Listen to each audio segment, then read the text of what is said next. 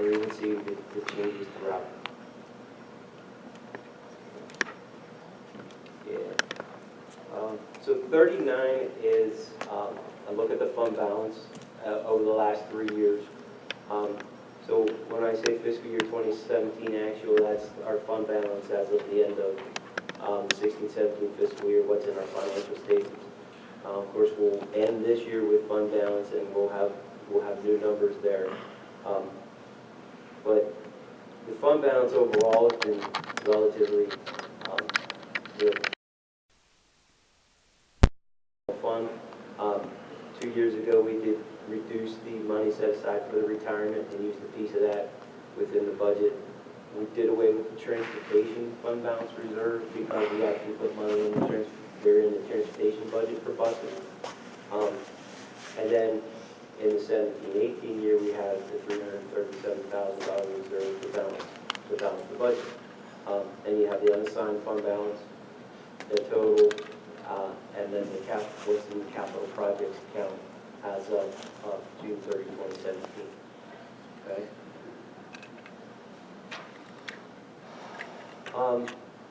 This is a look at the PSERS expenses.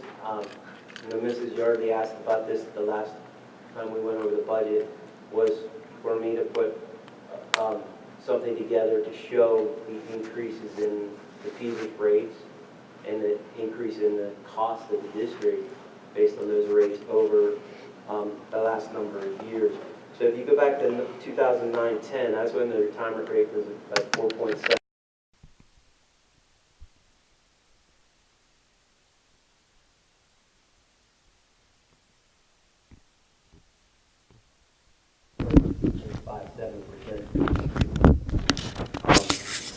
And our annual expenditures have went from $2,600 a year for retirement to $19 million a year this year for retirement. And then when you can see the actual percentage change then in the cost in PSERS from each year coming across. And then the actual change in the general fund budget from year to year, and then the percentage that the PSERS increase was of that general fund budget increase. And you can see some of the years the PSERS rate actually went up higher than the budget. The district actually cut budget in order to pay for the PSERS increase, their overall budget to pay for the PSERS increase. So there's a tremendous amount of money to have to, basically just, we're forced to pay it. We're forced by the state to pay the PSERS bill. And if we don't pay it, they'll take our subsidies. So, how much is that? So, Seems like almost a wash at this point. Yeah, let them have the at subsidy. this point, it would be a while. The next slide, I showed you this last year, but this is just another look at the PSERS rates and the cost and how they're estimated. And also then kind of give you a little bit of a projection out for the next few years of where the PSERS projects the rate to be, and then what the cost of the net impact to the budget would be for those years. So we're definitely out of the huge increases, but still, it's going to go up every year.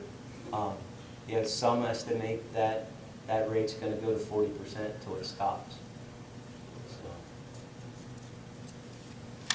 And the next slide is just the contribution rate as it's went up and the percentage change in that rate each year.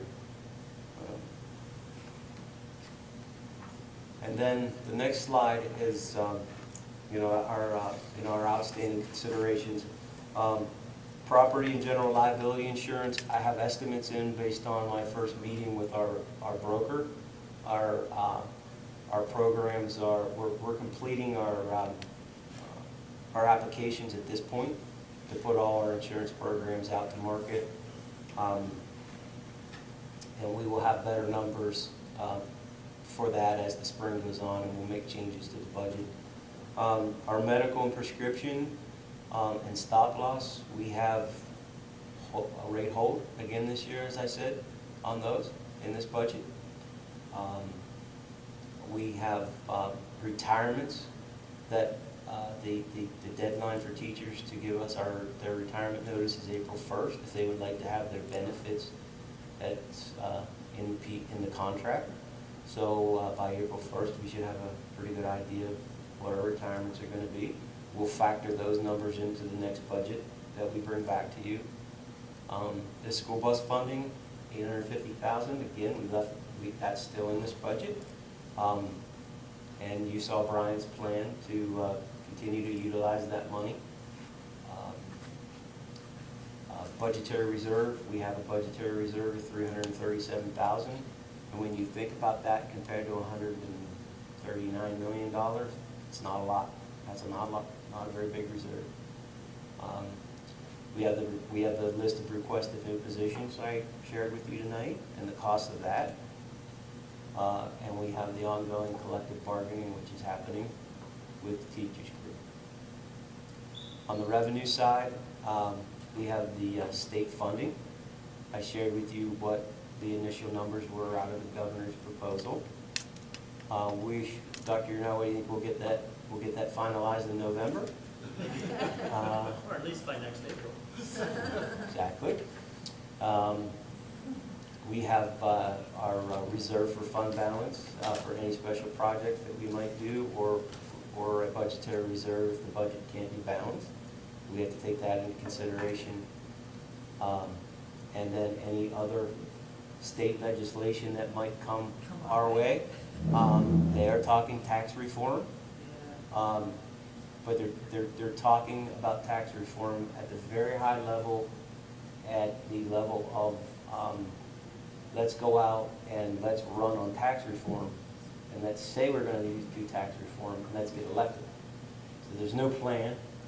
You know, there's very little chance that we'll see tax reform impact this budget. These folks are going to run on tax reform, and then we'll see what happens. So those are some of our outstanding considerations. And then, of course, you know, between now and June, anything could crop up that we would need to react to. So the last slide is the slide that you'll like the best because it's the last slide. So if you have any questions, any discussion that you want to have on our path moving forward, I think we kind of outlined earlier in the calendar section. That's enough, huh? So, obviously, we have another meeting in early mid-April, the April 11th meeting. Let's talk about the budget. Who do we have planned to come and speak in terms of individual presentation? We have two that night. We have pupil services budget, and we have technology budget. And then the following month, we'll have Dr. Schott. And by that time, you will have presumably the list of retirements. Give us an indication of the quote breakage factor. Yes. What else do you foresee seeing new or changed by that point? Hopefully some idea of, maybe not that early, but some final numbers on insurance as far as the liability insurance package and so forth. Maybe not till May for those.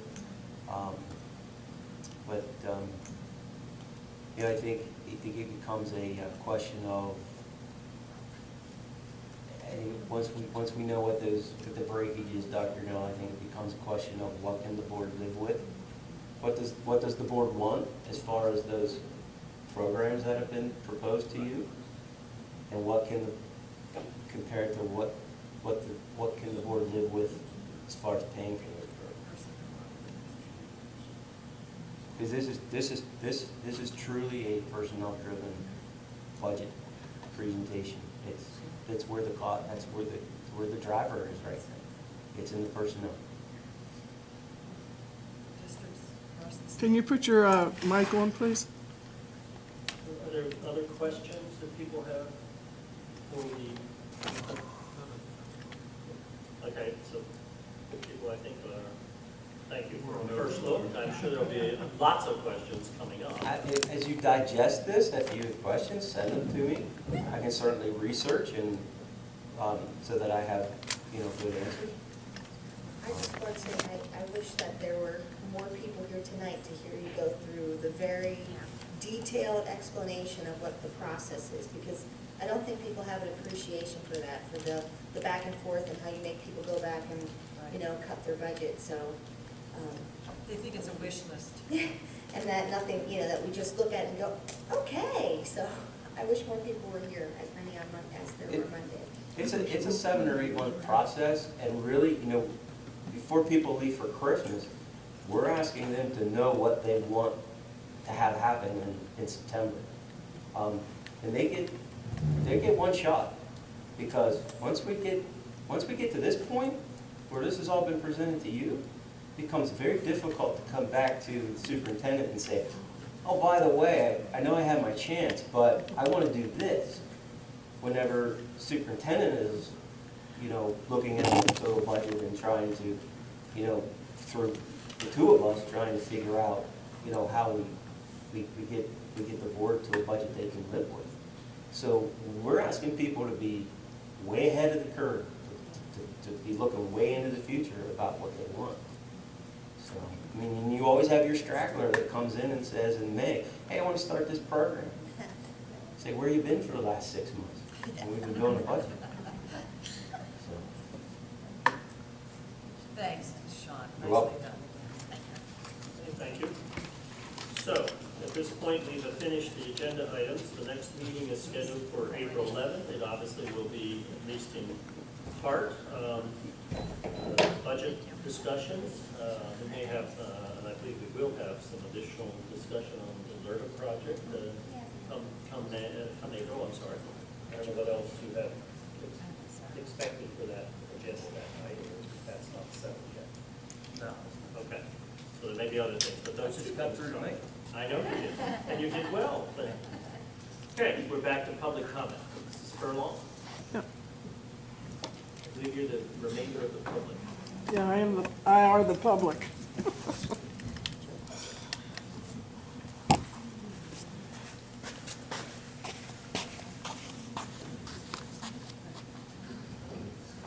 Sue Furlong, West Rockville Township. A couple of things real quick. You did at least mention the retirement breakage, so I'm going to mark that off. I just have a question, and you all don't probably have the answer, but what my recollection is that Peaser problem got created when all of a sudden the stock market crashed, and therefore the retirement was underfunded at the state level. Well, I don't understand why, with the stock market the way it is today, it's not more fully funded at the state level with their investments, and why they keep picking our pockets at higher and higher rates. The whole was 60 billion? The whole at the end of the last fiscal year was $60 billion. That was the deficit. All right, well then the state's going broke. Well, that's Peaser. That's just Peaser. I know. 60 billion. You're Unfunded. yeah. The unfunded liability in Peaser was about 60 billion. So it's going to take a number of years of very good returns to make that. And that's why Pennsylvania makes the list of a place not to move to. The declining elementary population, the last 4 years, we've lost 220 students at the elementary level. If you take, let's say you lose another 30 kids, because I wanted to do the math real easy because my phone is dead, 25 students per class at 250 kids instead of 230, that would be 10 teachers, 10 fewer classrooms. And a lot of them, I think, have some sort of support teacher in the classroom. Even if it's just half, that would be 15 fully paid staff people. And I don't see any savings connected with that trend. And if you look at that building utilization, I forget what the number is for next year, but we're losing elementary enrollment. Now, I know that one of your all solutions was to just act like it's not happening and have lower class sizes. But when you're running deficits, I don't think that's a solution. I think you need to acknowledge that you have lost those students and use your buildings more efficiently, raise that efficiency rate. We're running like 60, 70%, raise that up to 80, 85%, and stop, just taking a decreasing student population and spreading them out further and further. Because that's why you're running the deficit. You're trying to not acknowledge that you've lost students and making an accompanying personnel adjustment. So anyway, that's my observation on that. I don't think it includes the Spanish immersion program. I don't think she was going to do that next year. You're $14,000 over at the high school. If I recall, you approved $15,000 for a motivational speaker next fall when the teachers come back. I would suggest that you flip that and go ahead and pay for your high school. The Harvard trip, that was in this year's budget. Is that going to be repeated? I don't know how much that was, but every several $1,000s is going to help you out. And will the capital projects be identified and budgeted? I noticed there that you had 0 going into the fund, but that doesn't mean, we had a roofing situation the other night where they were talking about new roofing for this, that, and the other building, and the things that he has. So will that all be coming out of the fund that we already have? Okay. Those numbers were presented, Mrs. Furlong, for the capital projects for this summer, if that's what you're talking about. I did, but they're not in the budget, therefore I'm just confirming that they're coming from the reserve. They're coming from the capital projects fund, which is Right. what that's there for. Right, okay, that's fine. Just confirming that what I think I saw, I saw. I want to run back for a minute to the LERTA thing. And Mr. Cormack did mention that you need to know the parcels and all that. I found out on my own independent thing, the airport has 10 different parcels. And Del Bar has 4 different parcels. The total municipality tax and county tax for the airport right now is $4,647 per year. The municipality and county taxes for Del Bar is $3,205. That's why we're so important to them, to those projects. Ours is $21,000, and I think I have 15 here. I don't know if maybe that should be a 4, because I thought he said it was about $40,000 a year. So anyway, if you multiply the numbers times 10, which is what they said, that's why our tax is the one that they want to reduce greatly. I have a problem with you going whole hog on reducing somebody's taxes and then turning around raising mine. I just am not too favorable about that. But anyway, I think that was it. I appreciate your effort, and I appreciate, quite frankly, I did notice that instead of having to look at 2016 budget, that I'm looking at actuals, and I think that makes it much clearer for me, and I really do. I noticed it, I appreciate it, and I think that's great. Thank you very, very much for doing that. Bye. Good night. Good night. Meeting is adjourned. I can't- Thank you for your persistence. Have a nice night. Yeah.